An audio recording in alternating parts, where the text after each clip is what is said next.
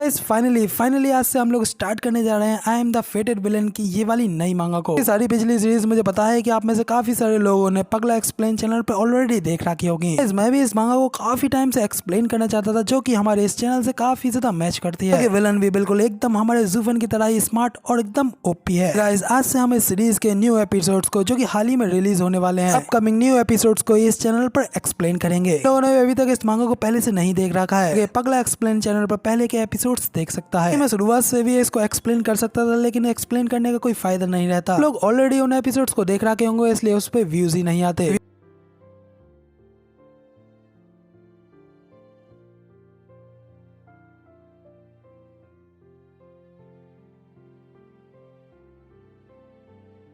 तो गाइस जैसा कि लास्ट एपिसोड में आप लोगों ने देख ही रखा होगा, एपिसोड में गोचन और मिंग की शादी हो चुकी थी। वो दोनों ही लोग अपने अपने डिवाइन कैरेजेस के ऊपर गोचन के घर जाने लगते हैं, मिंग की डायनेस्टी से गू फैमिली में। गू फैमिली जाते हुए सफर में उन लोगों को 3 विलेंस मिल जाते हैं। इमोर्टल्स को ये तो पता होता है कि वो डायरेक्टली गोचन का कुछ नहीं बिगाड़ सकते, इसलिए वो लोग इनडायरेक्टली तौर पर गोचन से बदल लेने के लिए यहाँ पर गोचन की वाइफ यानी कि मिंग के ऊपर हमला कर देते हैं। गोचन अपनी शील्ड को एक्टिवेट करते हुए बड़ी आसानी से उनके हमले को वहीं पे रोक देता है। तीनों इमोर्टल्स को एक ही झटके में अपनी मुट्ठी में बीज करके मसल डालता है। तुम लोग इस चीज की मिसाल बनाओगे कि जो कोई भी मेरे रास्ते में आएगा, वो एक इमोर्टल ही क्यों ना हो, वो इतनी आसानी से मेरे हाथों मारा जाएगा। कहते हो गोचन उन तीनों इमोर्टल्स को बड़ी आसानी से कुचल करके मार डालता है। एक और जगह का सीन दिखाया जाता है जहाँ पे एक कॉलेड्रॉन तबाह हो चुका होता है। वैसे वहाँ पे एक और बंदा इस सब चीज के ऊपर नजर रखे हुए होता है। इतनी खुली आंखों से गोचन की इतनी ज्यादा भयानक पावर्स को देखते हुए कहता है, बंदे ने मेरे 3 एलाइटमेंट्स को बड़ी एफर्टलेसली मार डाला। इस यंग मैन ने तो अपने अंदर काफी ज्यादा स्ट्रेंथ को छुपा रखा है। नहीं, मैंने ऑलरेडी उसे डिवाइन सिटी में काफी ज्यादा ऑफेंड कर दिया है। कुछ करके मैं कुछ ज्यादा ही आगे बढ़ चुका हूँ, इसलिए अब मुझे किसी और अपॉर्चुनिटी को ढूंढना पड़ेगा, वरना मेरा स्काई माउंटेन बिल्कुल भी नहीं बच पाएगा। मैं खुद तो नहीं कर सकता, मगर मुझे अपनी मदद के लिए किसी ओल्ड टाइमर को जरूर ढूंढना पड़ेगा। इसी के साथ में सीन चेंज होता है। अगला सीन हमें गू फैमिली का दिखाया जाता है। गोचन और मिंग की शादी की वजह से वहाँ पर पूरा महल ही दुल्हन की तरह सजा दिया होता है। दूर से बड़ी बड़ी फैमिलियां वहाँ पर गोचन और मिंग को बधाइयां देने के लिए आई होती हैं। वे लोग उसके लिए काफी सारे गिफ्ट्स भी लाए होते हैं। गोचन की बहन जियान को दिखाया जाता है, जिसका की मास्टर वहाँ पर उसको आवाज लगाता है। और जियान भी अपने मास्टर को देखो तो उनसे पूछते हैं कि मास्टर आप भी आ गए यहाँ पर, लंबा समय हो गया आपको देखे हुए, मैंने भी यहाँ पे आपको काफी ज्यादा मिस किया। उनका मास्टर भी उसे कहता है कि अच्छा बच्चे, तुमने मुझे मिस किया तो फिर तुम आके मुझसे मिलने के लिए अकेडमी क्यों नहीं आई। उसे कहती है कि मास्टर छोड़िए इन सब बातों को, मैंने आपके लिए काफी ज्यादा अच्छी सीट प्रिपेयर कर रखी है, पहले वहाँ पे जाकर के बैठ जाइए, जिसके बाद में वहाँ पर साउथ माउंटेन एंसेस्टर को भी आपके साथ ड्रिंक के लिए ज्वाइन करा दूंगी। समय वहाँ पर और भी कई सारे मेहमान एंट्री लेने लगते हैं लोग, और प्रिंस ऑफ 6 क्राउन में हेवनली फिनिक्स लेडी भी वहाँ पर जियान को पकड़ते हुए उसकी ओर आगे बढ़ते हैं। जियाली का भाई भी वहाँ पे पहुंच जाता है और जिया से पूछता है ब्रदर को कहाँ है, क्या तुम पर्सनली उन्हें वापस लेने के लिए नहीं गई। उसे बताती है कि वो बहुत पहले ही यहाँ पर लौट चुके हैं और अंदर फादर मदर के सामने चाय अर्पित कर रहे हैं। वहीं पे तभी जियान की नजर साइड के ऊपर बाकी के लोगों के ऊपर पड़ती है, जिन्हें देखते हुए वो अपने मन में कहती है कि आखिर ये सभी लोग एक साथ यहाँ पर क्या कर रहे हैं, क्या ये कोई कोइंसिडेंट है। साथ ही हमें सामने की ओर गोचन की सभी चाहने वाली औरतों को दिखाया जाता है। वहीं पे हेवनली मेडन के डिसाइबल सब नजारे को देखते हुए कह रही होती है कि मास्टर ये जगह तो 8 वेस्टलैंड एंड 10 डोमेन्स के कंपैरिजन में काफी ज्यादा खूबसूरत है। तो उसकी मास्टर हेवनली डियर मेडन उसे कहती है कि मैनर में रहो, इधर उधर देखना बंद करो। तो वहीं पे उन लोगों के पीछे लाउसन उसकी मास्टर भी होती है, और वहीं पे जियान भी उन लोगों का स्वागत करने के लिए उन लोगों के पास में जाती है। उसे पूछती है कि जियान आखिर तुम यहाँ पे क्या कर रही हो, जबकि वहीं पे लाउसन की मास्टर उसे देख कहती है तो तुम ही हो यंग मास्टर चैन की यंगर सिस्टर। जियान तो स्माइल करते हुए उन सभी लोगों से कहती है कि मेरे ब्रदर ने यहाँ पर स्पेशली तौर पर आपकी अरेंजमेंट करने के लिए इंस्ट्रक्ट किया है, ताकि आप सभी लोगों को यहाँ पर एक काफी ज्यादा स्पेशल सीट दी जा सके। इसी के साथ में हमें अंदर गू क्लैन का सीन दिखाया जाता है। नई जोड़ी अपने मदर और फादर को रेस्पेक्ट पेश करने के लिए आई होती है। सेरेमनी को स्टार्ट कराने के लिए अपने हाथ में चाय की प्याली लाई होती है। मिंग अपने हाथ में लेने के बाद वहाँ पे अपने सास ससुर के सामने चाय को पेश करते हुए अपनी रेस्पेक्ट पेश करेगी। तो होंगे भाई चाइने के रीति रिवाज में मिंग वहाँ पर फिर गोचन के माता पिता को रेस्पेक्ट देने के लिए अपने घुटनों के बल बैठती है। लोगों को चाय टोस्ट कराते हुए अपने मदर और फादर बता करके उन्हें रेस्पेक्ट करती है। तो वो दोनों लोग उसके पास में आते हैं और उसे उठाने लगते हैं। सासू मिंग से कहती है कि आज से तुम मेरी राइटफुल डॉटर हो, अगर कभी भी मेरा ये बदतमीज बेटा तुम्हें तंग करता है तो तुम मुझे जरूर बताना। इसके बाद मदर इसे एक अच्छा सबक सिखाएंगी। जिनका फादर तो कहता है कि मुझे पता है कि मेरे रास्कल के ऊपर ज्यादा विश्वास नहीं किया जा सकता है, इसलिए इसके ऊपर अपनी नजर बनाए रखना ताकि तुम्हारा आगे रिश्ता काफी अच्छा बना रहे। इधर गोचन तो अपने मदर फादर की ऐसी बातों को सुन के कहता है कि आखिर ये क्या हो रहा है। मॉम डैड यहाँ पर मेरी तारीफ करने के लिए उल्टा बेइज्जती कर रहे हैं, यहाँ तक कि मेरे फादर भी मेरे साथ में काइंड नहीं रह रहे। फिर गोचन भी अपने फादर की फील्डिंग सेट कराते हुए कहता है कि हाँ डैड आप बिल्कुल सही कह रहे हैं, लेकिन मुझे आश्चर्य है कि आखिर ये शरारती स्वभाव मुझे कहाँ से मिला। उस पे फादर अपने सारे मामले को टालने के लिए वहाँ पर बात बदलते हुए कहते हैं सारी बातें छोड़ो, ये सब तो हो गया है, अब जल्दी से तैयार हो जाओ क्योंकि बाहर मेहमान हमारा इंतजार कर रहे हैं। जिसके बाद यहाँ पर बैंक्वेट खत्म हो जाने के बाद में हमें फिर हमारे एंसेस्टर ग्राउंड में भी रेस्पेक्ट पे कराने के लिए जाना है। अभी काफी सारे काम रह गए इसलिए फालतू की बकवास नहीं करते हैं। वहीं पे इसी के साथ वापस से सीन चेंज होता है, जिसके बाद हमें बैंक्वेट का सीन दिखाया जाता है जहाँ पे कि सभी लोगों के लिए दावत के लिए उनकी अलग अलग सीटें बिछा दी गई होती है। वहीं पे उन्हीं में से एक सीट होती है इन बंदों की। बैंक का भाई वायरन भी उस सब नजारे को देख कहता है यहाँ पर इस जगह पर ऑलरेडी कितने सारे बड़े बड़े लोग आए हुए हैं। बैंक मास्टर गुई के लिए इतनी ज्यादा महत्वता रखते हैं कि इतने सारे लोग उन्हें देखने के लिए आए हैं। तो तभी बैंक का भाई भी उन लोगों से कहता है कि क्या तुम लोगों को पता है कि वेडिंग के दौरान 3 अलाइड लोगों ने इन लोगों के ग्रुप के ऊपर अटैक कर दिया था। यंग मास्टर गू ने पलक झपकते ही अपने एक झटके के साथ में उन सभी को वहाँ पे खत्म कर डाला, जबकि वो लोग वहाँ पर एनलाइटेड वंस थे,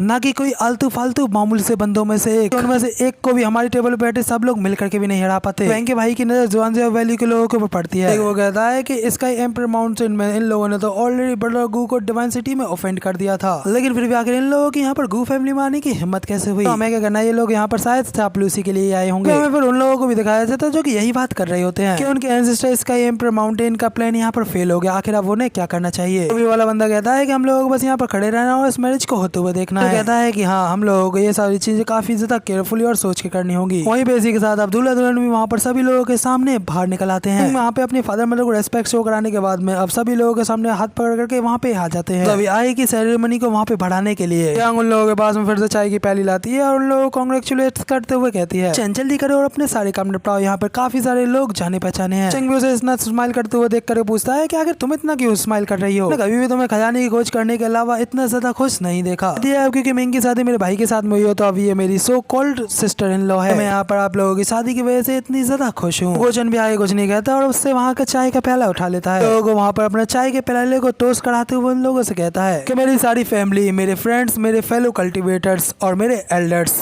और वो सभी के सभी लोग जो कि यहाँ पर चैंग और मेंग यानी कि मेरी शादी में आए, सभी लोग यहाँ पर आने के लिए धन्यवाद करता हूँ और उनके लिए ऑनर फील करता हूँ। सभी लोग एक साथ अपने अपने ग्लासेस को उठाइए और प्लीज खाने और ड्रिंक को एंजॉय कीजिए। सभी लोग भी वहाँ पर उन लोगों को ग्रीट करते हुए कहते हैं कि तुम दोनों को कांग्रेचुलेशन। गोचन की इस स्पीच को देख करके औरत इंप्रेस होते हुए कह रही होती है कि ये कितना ज्यादा वंडरफुल है कि मैं यंग मास्टर चैंग डैशिंग और हैंडसम ही नहीं कि ट्रू पावर तो अनपैरेलल्ड थॉट हिस्ट्री है। मेरी भी यहाँ पर एक ऐसे ही यंग मैन के साथ में शादी हो जाए। पंजाब से कहता है कि भूल जाओ उसे, इस तरीके के बॉसेस को पाना तुम्हारी बस की बात नहीं है। वहीं पे अब गू चैंग मिंग के मास्टरों के टेबल के पास में आता है और उन्हें ग्रीट करते हुए फिर कहता है ग्रैंड एल्डर सीनियर वुइया और एंसेस्टर ऑफ साउथर्न माउंटेन, आप सभी लोग यहाँ पर आए, आपका शुक्रिया। और सीनियर वुइया, मैं तो ये एक्सपेक्ट ही नहीं किया था कि आप खुद यहाँ पर पर्सनली आएंगे। 18 एंसेस्टर भी अक्सर आपकी काफी ज्यादा प्रशंसा करते हैं। इस पर सीनियर वुइया भी कहते हैं कि ओ तो वो बूढ़ा गूलंग मेरे बारे में भी बात करता है, फिर तो मुझे उसे इस बात में शराब पीने के लिए बुलाना चाहिए। उससे कहते हैं कि बेवकूफ, उसे इतना भी ज्यादा नीचा मत दिखाओ। कहता है कि हाँ ग्रैंड एल्डर, आप बिल्कुल सही कह रहे हैं। एल्डर से पूछने लगते हैं कि आखिर तुम किसके बारे में बात कर रहे हो। चंद तो उन लोगों से खुले दिल से मांगते हुए कहता है कि सीनियर वुइया ने तो यहाँ पर मुझे 3 रीइंकार्नेशन इमोर्टल जेड, 3 बोतल बाउंडलेस होली वाटर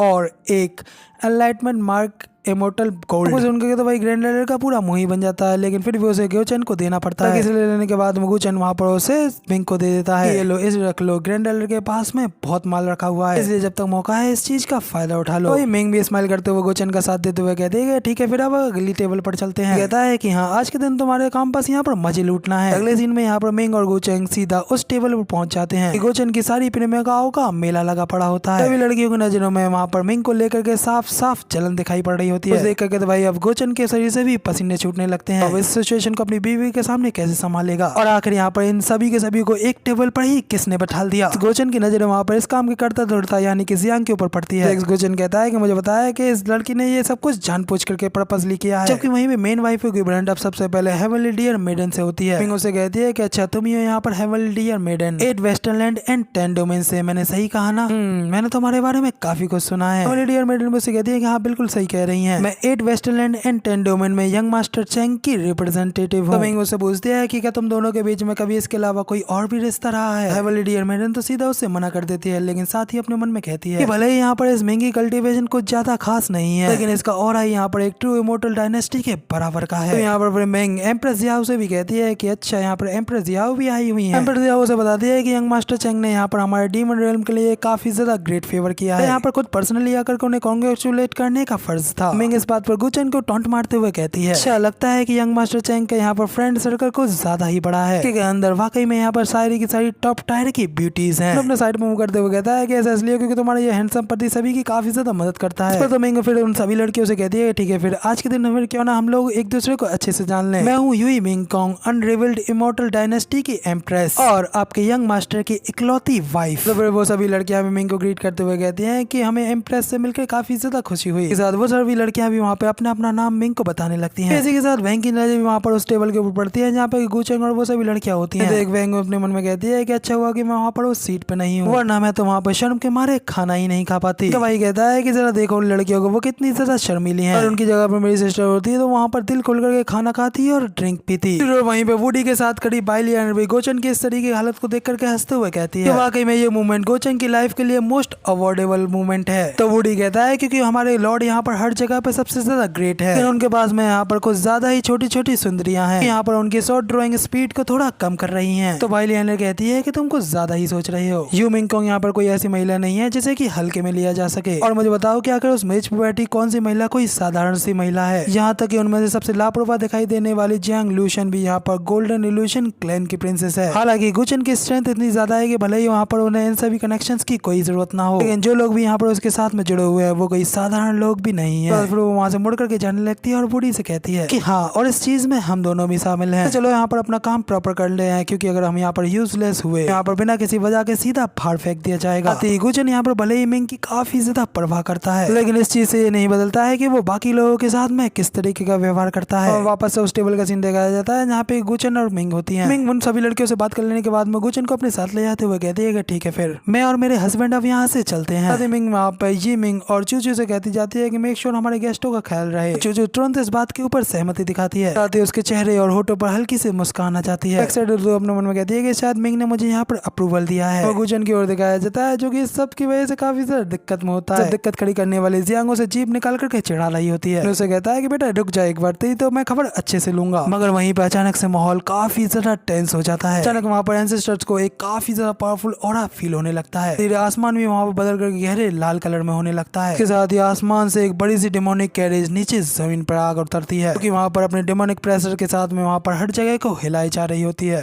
तभी आसमान में भी एक बंदा उस चीज को देखते हुए कहता है कि ये तो वही Lord of the devil mountains है, वही रेड डेमोनिस। वो यहाँ पर इतनी उग्रता से चार्ज कर रही है, लगता है कि वो यहाँ पर जरूर से कोई गड़बड़ खड़ी करने के लिए आ रही है। अचानक से वहाँ पर जमीन पर एक डेमोनिक कॉफिन दिखाई देने पड़ता है। लोग कहने लगते हैं कि ये इमिनेटिंग ऑरा उस कॉफिन से आ रहा है। डरे वाला बंदा कहता है कि ये ऑरा तो हमारे जेनगू सेक्ट के इमोर्टल्स के अवशेषों जैसा दिख रहा है। तो स्नेक वाला बंदा कहता है कि हाँ ये एक इमोर्टल का कॉप्स है और ये एक्चुअली में एक काफी ज्यादा मिस्टीरियस विजिटर है। वहीं पे अचानक से आसमान में चेन होंगी दिखाई पड़ती है। चेन की डेमोनिक डिसेबल जो कि वहाँ पे आते ही सभी लोगों से कहते हैं कि आज यहाँ पर कुछ ज्यादा ही चहल पहल है, जैसा कि मैंने गू फैमिली के यंग मास्टर की वेडिंग से एक्सपेक्ट किया था। होंगी गोचन को देखते हुए कहते हैं कि मास्टर लगता है कि मैं लेट नहीं हुई, सही कहा ना मैंने। ये सब कुछ दिक्कतें खड़ी होता है देखकर मिंग को तो काफी ज्यादा गुस्सा आने लगता है। उसे शांत कराते हुए कहता है कि सब ठीक है, तुम शांत हो जाओ। मौजूद बाकी के सभी लोग भी होंगी को अपना मास्टर कहते हुए देख करके काफी ज्यादा हैरान रह जाते हैं। उसे बड़बड़ाते हुए कहने लगते हैं कि क्या आखिर ये यंग मास्टर गुचन को अपना मास्टर क्यों कह रही है? तो मतलब यंग मास्टर गुचन सच में इस रेड डोमिनस का मास्टर है, लेकिन अगर ऐसा है तो फिर तो इसकी ओरिजिन एक हिस्ट्री की फॉरबिडन बंदे की तरह होगी। जैसे एक मॉन्क भी फिर गुचन से कहने लगता है कि इसका मतलब जब ये रेड डोमिनस अपनी कैद से आजाद हुई थी तो कहता है उसके भागने में आपका ही हाथ था यंग मास्टर गु। फिर तो इसका मतलब जितने भी कल्टिवेटर्स मारने के लिए मारे जा चुके हैं उन सभी की भी मौत की जिम्मेदारी अब यहाँ पर आपके ऊपर आएगी।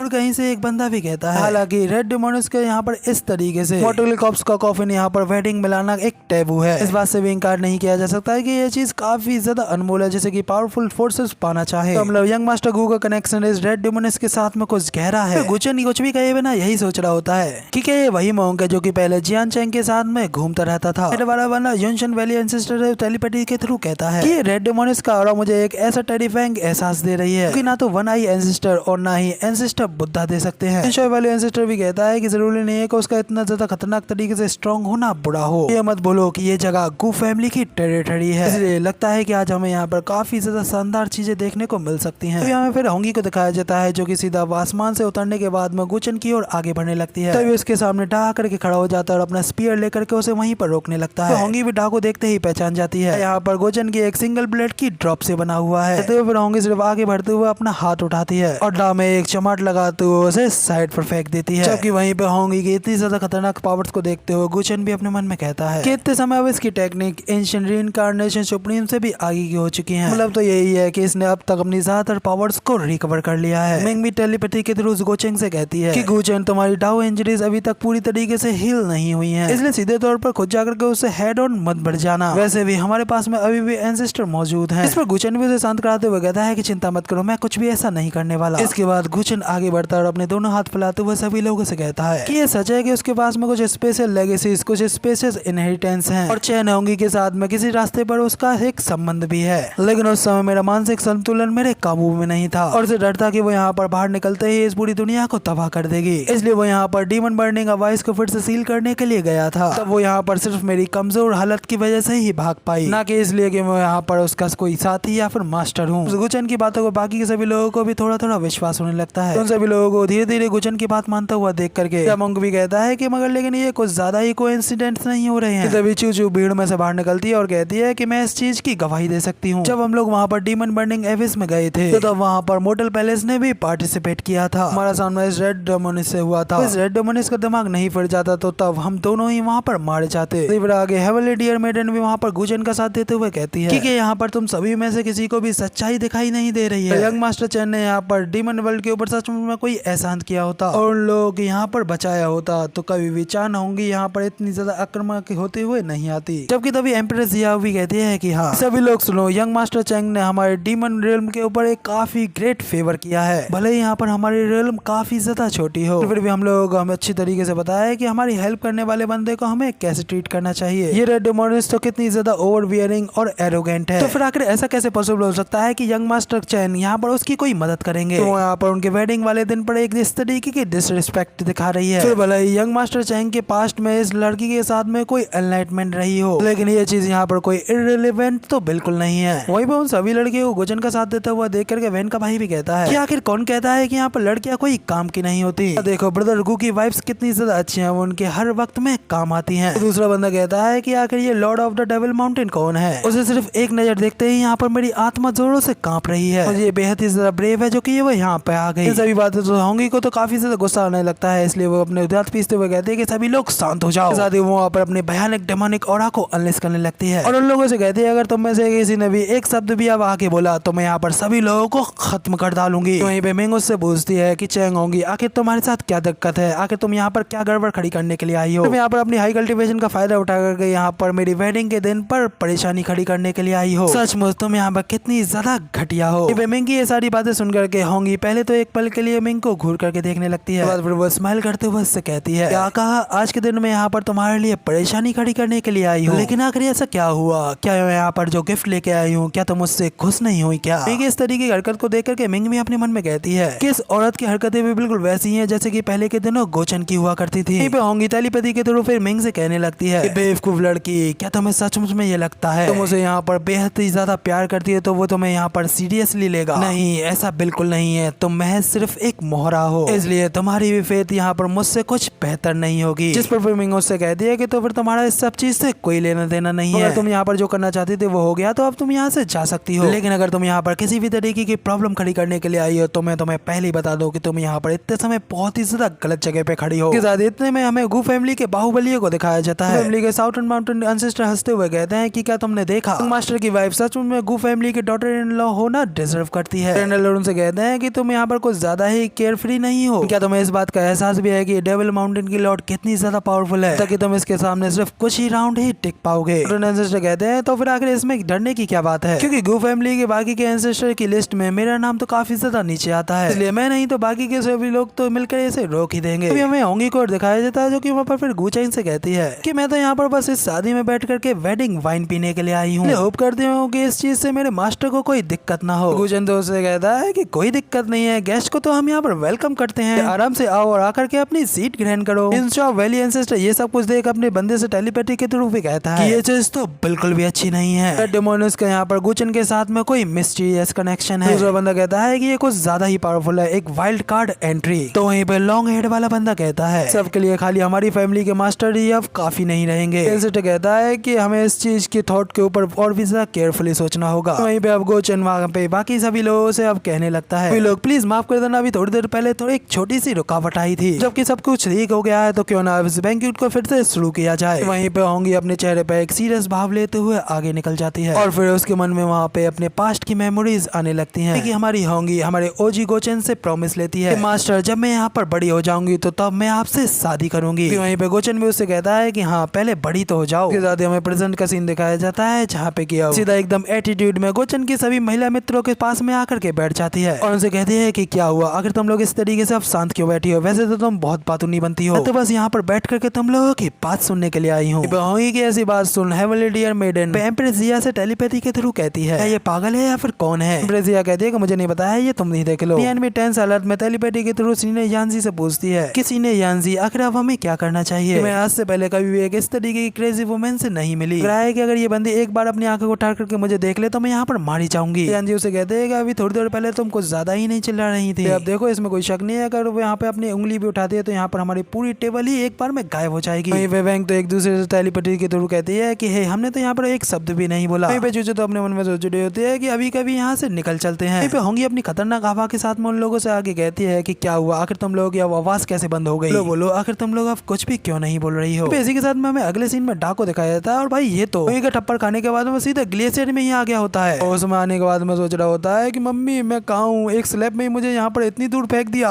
अगला सीन रात का गू फैमिली के अंदर दिखाया जाता है। पे अंदर गोचन की मेड गोचन को बताती है कि my lord sky dear goddess और बाकी के लोग यहाँ पर आपसे प्राइवेटली बात करना चाहती हैं। कहता है कि क्या मुझसे प्राइवेट में बात करना चाहती हैं। फिर कहती है कि हाँ ज्यादातर आपसे अकेले में मिलना चाहती हैं। गोचन यहाँ पर अपनी वाइफ के सामने पूरी तरीके से धर्म संकट में आ जाता है और मन में कहता है कि क्या ये लोग मुझे एक पल की भी यहाँ पर शांति नहीं दे सकते। इसी के साथ फिर गोचन वहाँ पे मिंग को देखने लगता है। मिंग उसे कहते हैं कि आखिर मुझे इस तरीके से क्या देख रहे हो, तुम यहाँ पर जाना चाहो तो तुम बेफिक्र यहाँ से जा सकते हो, चाहो तो रात भर उन लोगों से बात करने के बाद कल आ सकते हो। जियांग गोचन को चढ़ाते हुए कहती है कि चिंता मत करो, अगर तुम यहाँ पर जाना चाहो तो चले जाओ, तब तक मैं पूरी रात तुम्हारी वाइफ की केयर कर लूंगी। तो अब ये सुनने के बाद में भाई गोचन भी पीछे नहीं हटता और सीधा स्माइल करता है। बाकी की लड़कियों से मिलने के लिए वहाँ पर सीधा अपने क्लोन्स बना लेता है और फिर मिंग से कहता है कि आज के दिन हमारी सुहागरात है, सुहागरात के दिन ब्राइडल चैम्बर में मेरा होना तो जरूरी है ना। मिंग और जियांग रह जाते हैं कि साले ने यहाँ पर अपने क्लोन ही बना लिए है कि इस तरीके से फिर हम दोनों में से कोई भी अलग नहीं होगा, बाकी के लोगों से मिलकर के बात करने का भी काम भी हो जाएगा। अब जियांग जाओ बच्ची अब तुम बाहर जाकर के खेलो। इसी के साथ में हमें अगले सीन में चूचू को दिखाया जाता है जिसके के साथ में वहाँ पर गोचन का एक क्लोन आ चुका होता है। चूचू वहाँ पर गोचन को देख उससे कहती है कि मैं जानती हूँ कि मैं यहाँ पर कुछ ज्यादा ही सेल्फिश हो रही हूँ कि मैंने यहाँ पर तुमसे इस समय पर बाहर आकर के मुझसे मिलने के लिए कहा, लेकिन मैं सच में यहाँ पर तुमसे बात करने के लिए काफी ज्यादा तरस रही थी। क्या तुम मुझे अपना थोड़ा समय दे सकते हो, मैं वादा करती हूँ मैं तुमसे ज्यादा समय नहीं लूंगी। जन उसे कहता है कि मिंग कौन कोई बात नहीं है, मैं भी यहाँ पर तुम्हारे साथ में थोड़े पल के लिए टहलने के लिए सोच रहा था। हमें भाई गोचन और मिंग के चैम्बर का सीन दिखाया जाता है और वो यहाँ पर ये तो मजे मार रहे होते हैं। असली वाला गोचन यहाँ पर अपनी मिंग के साथ में भरपूर मजा उठा रहा होता है। वहीं पे गोचन का दूसरा क्लोन एम्प्रेस जिया के पास में आया होता है। वहाँ पर गोचन से कहती है कि मैं तो यहाँ पर बस तुम्हें ये याद दिलाना चाहती हूँ और तुम्हारे पास में उस इमोर्टल कॉर्प्स को देख करके कई लोग काफी ज्यादा ललचा रहे हैं, इसलिए आपको यहाँ पर सावधान रहना चाहिए। वो सब लोग एक साथ मिलकर के कोई अपनी डेवियस प्लानिंग न बना ले। यहाँ पर आपके स्नोमैंटिक नाइट के बीच में आने के लिए माफी मांगती हूँ। उसे कहता है कि कोई बात नहीं, मेरी मिनकॉम बहुत ही ज्यादा अंडरस्टैंडिंग है। हाँ भाई हम लोग भी देख पा रहे हैं कि कितनी ज्यादा अंडरस्टैंडिंग है। असली गोचन अंदर पूरे मजे ही ले रहा है। वहीं पे गोचन का तीसरा क्लोन हेवनली डियर मेडन के पास में आता है। गोचन से कह रही होती है कि हे हम लोगों ने एक दूसरे को काफी लंबे समय से नहीं देखा, तो क्या तुम यहाँ पर मुझसे कुछ कहना नहीं चाहोगे। गोचन उसे कहता है कि क्या हम लोग पहले ही प्लॉटिंग रिलेशनशिप के ऊपर एग्री नहीं हुए थे, इतना ही काफी है कि हम दोनों के सोल्स यहाँ पर एक दूसरे के साथ में कनेक्टेड हैं। हेवनली डियर मेडन उसे कहते हैं कि क्या तुम मुझसे अपने आप को कुछ ज्यादा ही बचा कर